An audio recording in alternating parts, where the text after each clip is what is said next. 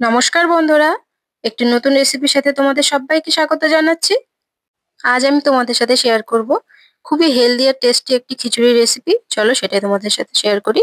Mixed ডাল খিচুড়ি recipe. এখানে দেখো আমি নিয়ে নিয়েছি একটা বড় সাইজের টমেটো, একটা পেঁয়াজ, ধনেপাতা, আদা কুচি, রসুন নিয়েছি আমি 10 থেকে 12টা কোয়া আমি কুচি করে নিয়েছি। আর এখানে দেখো 6 থেকে 7টা কাঁচা লঙ্কা আমি চিড়ে নিয়ে নিয়েছি।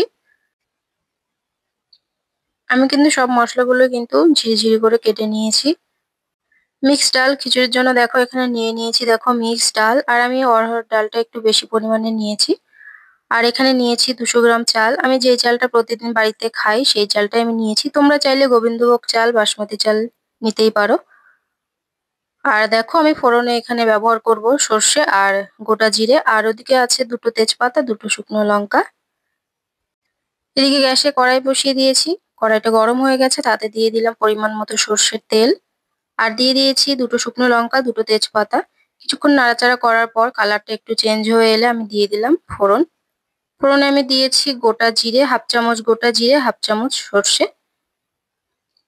ফোড়নটা 30 সেকেন্ড মতো নাড়াচাড়া করে নিতে হবে। তারপরে আমি দিয়ে দিলাম দেখো কেটে রাখা পেঁয়াজের টুকরো। পেঁয়াজটা আমি হাই ফ্লেমে 1 মিনিট মতন একটু নাড়াচাড়া করে নেব। পেঁয়াজটা লাল লাল করে ভেজে নিতে হবে। পেঁয়াজটা একটু লাল লাল হয়ে গেলে এর মধ্যে আমি দেখো দিয়ে দিলাম কেটে রাখা রসুনের টুকরো। রসুনটা দিয়েও ভালোভাবে কিন্তু ভেজে নিতে হবে। হাই ফ্লেমে আমি কিন্তু রান্নাটা করছি।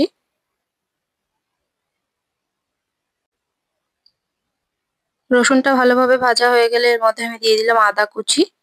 আদাটা দিয়েও আমি কিছুক্ষণ একটু নাড়াচাড়া করে নেব।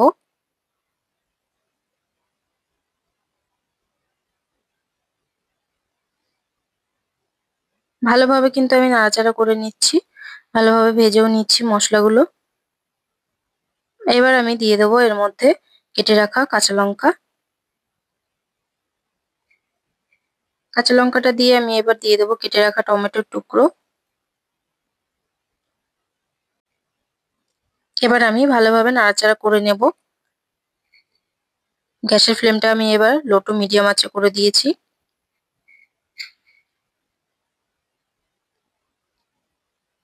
এভাবে খিচুড়িটা রান্না করলে কিন্তু খুবই অসাধারণ হয়। তোমরা অবশ্যই একবার বাড়িতে ট্রাই করে দেখো, খুবই ভালো লাগবে। এবার আমি দিয়ে দিলাম স্বাদ মতো লবণ, হলুদ, আর দিয়ে দিলাম শুকনো লঙ্কার গুঁড়ো, আর দিয়ে দেবো 1/2 চামচ ধনে গুঁড়ো, দিয়ে দেবো 1/2 চামচ জিরে গুঁড়ো। এবার আমি কিছুটা পরিমাণে দিয়ে দেবো একটু চিনি। এবার আমি এই মশলাগুলো ভালোভাবে কিন্তু 2 থেকে 3 মিনিট আমি ভালোভাবে কষিয়ে নেব।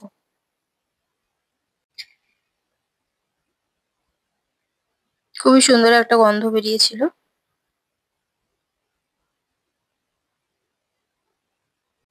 মশলাটা কিন্তু আমার ভালোভাবে কষানো হয়ে গেছে।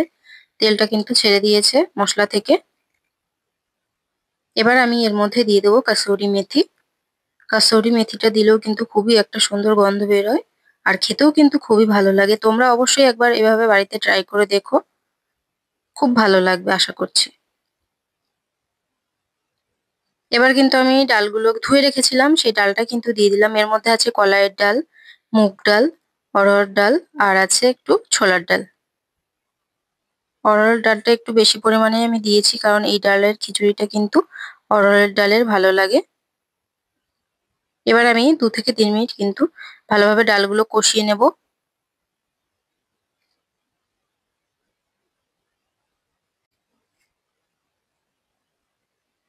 ডালটা কিন্তু আমার ভালোভাবে কষানো হয়ে গেছে। এবার আমি দেখো ধুয়ে রাখা চালটাও আমি দিয়ে দিলাম। চালটা দিয়েও আমি 1 মিনিট মতন একটু কষিয়ে নেব, মিডিয়াম আঁচে কষিয়ে নেব আমি।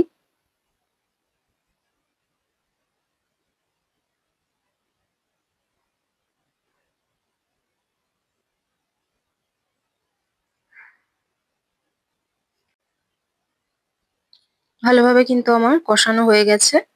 এবার আমি দিয়ে দিলাম পরিমাণ মতন জল। জলটা দিয়ে আমি ভালোভাবে একটু মিশিয়ে নেব।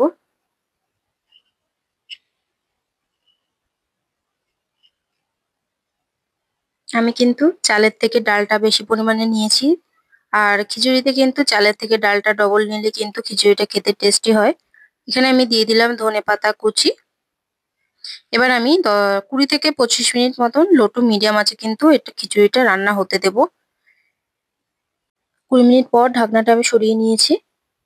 আমি একটু নেড়েচেড়ে দিলাম। আরো 5 মিনিট আমি ঢেকে দেব। লবণ একটু পরিমাণে আমি দিয়ে দিয়েছি টেস্ট করে। 5 মিনিট পর আমি ঢাকনাটা তুলে দেখো উপর দিয়ে কিন্তু একটু ঘি ছড়িয়ে দিচ্ছি। খিচুড়িটা কিন্তু আমার একদম রেডি হয়ে গেছে। ঘিটা এবার আমি ভালোভাবে একটু মিশিয়ে নেব। একটা খুন্তি দিয়ে আমি ভালোভাবে খিচুড়িটা মিশিয়ে নিলাম।